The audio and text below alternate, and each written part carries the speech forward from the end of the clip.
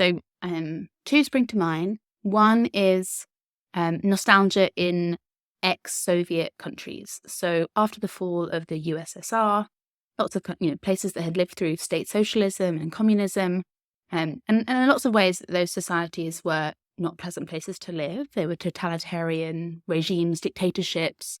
It was marked by a lot of want and uncertainty. And so you might think that, why would people be nostalgic for that? But actually, researchers have found that there's a lot of nostalgia for those sorts of pasts in Eastern Europe, in Russia today. And in fact, most people feel, when they're surveyed, most people feel nostalgic for state socialism and for communism. And I think it's important to understand why that might be. And it's probably not because they're nostalgic necessarily for totalitarianism, but because, even if you live through a period of history that has been, say, categorized in a certain way. So, okay, state socialism was bad because it was totalitarian. It was, there was very little freedom of speech or, that sort of thing. But people still lived their lives under these regimes. They still had friends, had families, had dinner every night, did fun stuff, went on holiday. All of those things, carried on. And so it's not that surprising that someone might still feel nostalgic for their own life experiences, even if history or historians have painted a certain period in a certain way.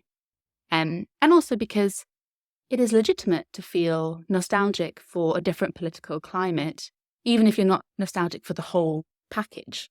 So one of the things that researchers have found is that people living in, say, Poland today, although they're not nostalgic for, the kind of political climate, what they are nostalgic for is greater equality, greater economic equality, and greater access to things like state pensions and subsidized education and childcare. And those things are reasonable. It is reasonable to want to resurrect some of those things.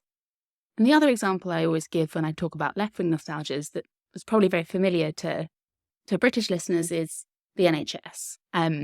People are really nostalgic for the NHS of the 1940s, 1950s, the kind of good old days of the welfare state. And some of that, I think, is not that helpful because I think, again, the kind of imagined NHS of that period is perhaps not actually how that NHS was really like. But I also think it is reasonable for people to feel nostalgic for, say, a welfare state or a system of government that perhaps meant for better equality or more access to certain services or, a more positive working experience.